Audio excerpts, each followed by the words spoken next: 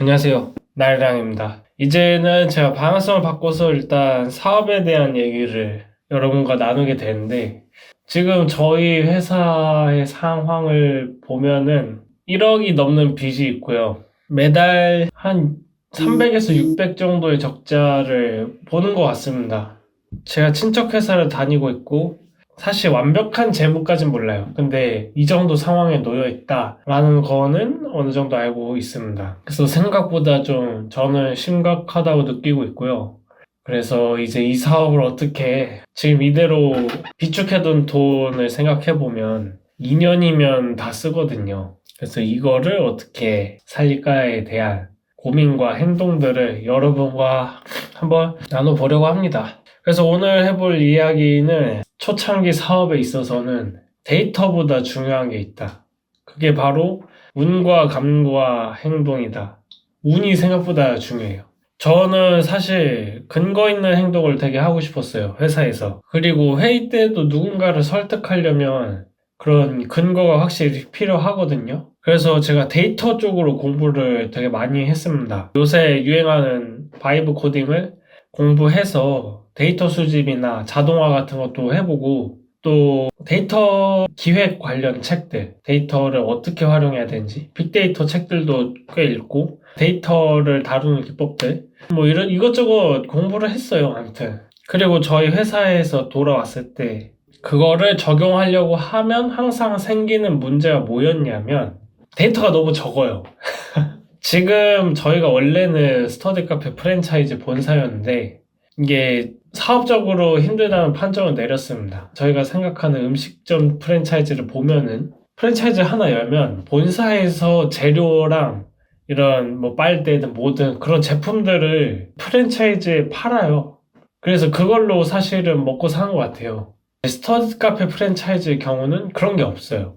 로열티 한 3% 하면은 한 평균적으로 30만 원 정도 받는 것 같은데 점주가 늘어날수록 관리해야 되는 인력도 늘고 그런 거를 생각했을 때 이 30만 원이란 게 턱없이 부족하고요. 그리고 요새 또 불경기이고 스터디 카페 업도 점점 하향세를 걷고 있는 추세라 더 힘듭니다, 사실. 새로 오픈이 거의 안 되고 있어요. 큰데도 점점 망하고 있고요. 이런 상황에서 스터디 카페 업을 계속 하면은 적자만 날 게 뻔하기 때문에 저희가 이제 새로운 사업을 도전을 했죠. 물건을 팔아보자. 물론 저 혼자 했으면 소프트웨어 판매업을 했을 것 같긴 합니다. 저는 그쪽이 조금 더 적성에 맞고 재밌거든요. 근데 이제 회사에서 다 같이 해야 되기 때문에 저 혼자만 할 수 있는 일을 선택할 수 없었고 그래서 물건 판매업 온라인 이커머스죠. 그거를 시작하게 되는데요. 한 4개월 동안 적자만 봤어요. 지금 하고 있는데 첫 4개월 동안 적자만 봤어요. 일단 첫 번째로 네이버를 도전했었는데 네이버를 어떻게 세팅해야 되는지 막 이런 것도 돈 주고 사서 보고 했지만 실패. 그래서 쿠팡으로 넘어왔죠. 쿠팡으로 넘어가니까 확실히 팔리더라고요. 처음에 볼펜을 했는데 몇십 개 팔았는데 이게 계산을 때려보니까 적자만 남네? 이거 어떻게 해야 될까? 하다가 또 네이버로 돌아와 보고 이것저것 하다가 4개월 만에 네이버에서 팔리기 시작해갖고 드디어 수익을 벌기 시작한 거예요. 사실 얼마 안 되거든요. 뭐 5천 원, 만 원 이 정도고 한 달 동안 한 5만 원 벌었나? 근데 그 한 번 번 경험 덕분에 어떻게 상품을 소싱해야 되고 어떤 기준으로 어떤 방식으로 팔아야 된다. 이게 정해진 거죠. 근데 그 기준을 정하려면 뭐가 됐든 한 번은 성공을 해야 돼요. 왜냐하면 한 번 성공해야 방향이 정해지거든요.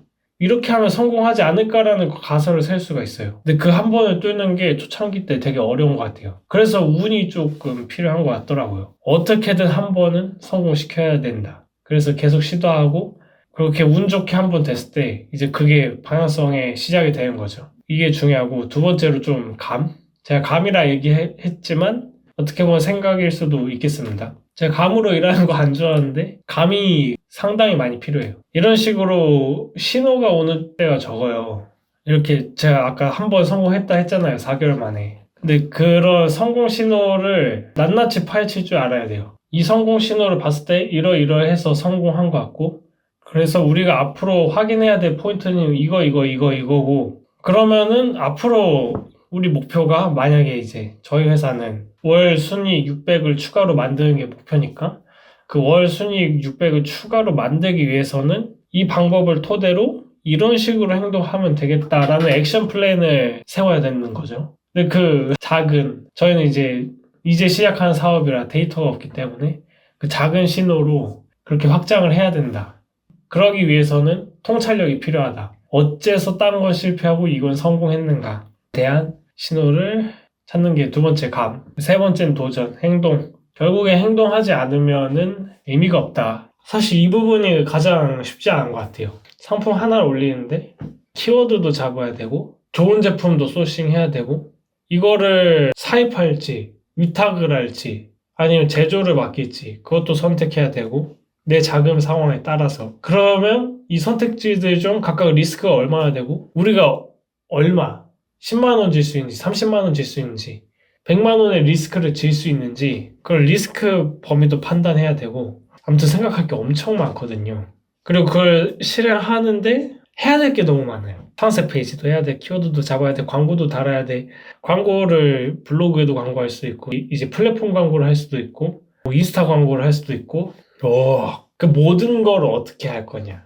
그게 상당히 어렵습니다. 그리고 또 아이러니하게도 그 모든 걸 혼자 하는 게 조금 더 쉬워요. 같이 하는 게 더 어려워요. 제가 지금 너무 답답하게 느끼는 게 제가 회의에서 이렇게 기준을 세웠고 이 기준에 부합하게 이런 식으로 액션 아이템을 짰다. 그래서 누가 이걸 맡고 누가 이걸 맡고 내가 이걸 하겠다라고 정했는데 또 불구하고 계속 일이 딱딱딱 막혀요. 보면은 서로 바라보는 방향이 좀 다른 느낌이에요. 분명 회의 때 목표를 말하고 이 목표를 수행하려면 어느 속도로 해야 된다. 뭐가 필요하다까지 말했는데도 불구하고 그냥 그렇구나. 그리고 참 이게 설명하기 어려운데 아무튼 결국 회사 다니는 사람들은 각자의 목표를 위해 살거든요. 회사의 목표를 위해 사는 사람은 크게 없는 것 같아요. 당연한 얘기예요. 저 또한 어떻게 보면 저의 성장을 위해서 다니고 있고 근데 그 때문에 회사에서 일할 때 다 같은 추진력으로 같은 방향을 보고 행동하지 않아요. 그렇기 때문에 제가 일을 아무리 열심히 하고 빨리 끝내놔도 다른 사람이 그거에 따라와 주지 않으면 자꾸 브레이크가 걸려요. 그래서 나 혼자 했으면 이미 훨씬 많이 했을 텐데 라는 생각이 들 때가 사실 많거든요. 근데 또 미래를 봤을 때 그러면 안 됩니다. 결국에 돈 버는 사이클, 시스템을 만드는 게 회사가 살아남기 위해서 해야 될 일인데 결국에 모두가 속도를 따라올 줄 알게 되면은 혼자 했을 때보다 다 같이 했을 때의 효율이 훨씬 높은 게 사실이거든요. 다만 지금은 그 조율이 굉장히 힘든 것 같아요. 어떻게 해야 될지 사실 잘 모르겠고 지금 새로운 과제다. 또 이 시스템을 설득시켜야 되는 거. 제가 주인이 아니에요, 회사에. 이걸 또 설득시켜야 되고 또 누구한테 어떤 일을 시키면 왜 나한테 너무 가혹하다 라는 느낌으로 얘기할 때도 있고 그 사람한테 아무리 쉬운 일을 줘도요. 머리 아프더라고요. 아무튼 그래서 이제는 파는 방법에 대해서 가설을 세운 상태고요. 그래서 이제는 다른 상품에도 이 가설이 먹히는지 그거를 행동으로 데이터를 쌓아서 해봐야 되는 상황이고요. 만약 이 가설이 맞다면 올 말에 충분히 월 순이익 600을 만들 수 있습니다. 지금 한 상품으로 하루에 5,000원에서 10,000원 정도 순이익을 만들고 있거든요. 근데 이거에 곱하기 20에서 40. 이런 상품을 20개에서 40개만 만들면 충분히 월 순이익을 600을 만들 수 있어 갖고 하루에 20만 원만 벌면 되니까요. 그래서 일단은 될 것 같은데 지금의 저에게 최우선 과제는 이 직원들의 속도를 맞추는 것 같아요. 나만 앞서가지 말고 지금 방향성을 찾았으니까 이제는 이걸 이루기 위해서 나만 생각하고 나만 앞서가는 게 아니라 다 같이 이 목표를 이해하고 나아가기 위해서 어떻게 해야 되는지를 회사 구성원 모두에게 이해시키는 게 지금 과제 같습니다. 그게 해결이 돼야지 제가 원하는 속도를 맞출 수 있을 것 같아요. 주에 최소 2개의 상품을 올려야 되는데 지금 그 속도가 안 맞으니까 이번 주에 혼자 했어도 2개는 올렸을 것 같은데 자꾸 지체가 되는 거죠. 사실 이 얘기에 대해서 되게 할 얘기가 많거든요. 이 같은 방향성을 본다는 거. 가족 회사에게 생긴 문제도 있고 지금 아직 단판을 지어야 되는 해결하지 못한 문제도 있는데 이 부분이 해결돼서 속도가 낮은다면은 생각보다 빠르게 수익을 늘릴 수 있겠다라고 생각을 하고 있고요. 그래서 이 회사 내에서 직원들과 같은 목표를 보고 속도를 맞춘다라는 주제를 다음 주에 좀 더 자세히 얘기하고 싶네요. 아무튼 그래서 아직은 하루에 5,000원 버는 수준이다. 이거를 하루에 20만 원까지 제가 제 목표를 올해 안에 늘리는 거기 때문에 그 과정에서 하는 고민들이랑 노력들 어떻게 되고 있는지 좀 여러분한테 얘기를 해볼게요. 그리고 이게 쌓이면은 그리고 성공하면은 결국에 제 개인적인 사업을 시작할 때도 도움이 될 거기 때문에 그때 이 목표가 성공하면은 이제 또 나중에는 제 개인적인 사기당한 돈 다시 벌기 3,800만 원 버는 프로젝트를 다시 해보겠습니다. 조금만 기다려주세요. 아무튼 잘 해보겠습니다. 오늘 영상 시청해주셔서 감사하고 다음 주에 더 재밌는 얘기로 돌아오겠습니다. 감사합니다.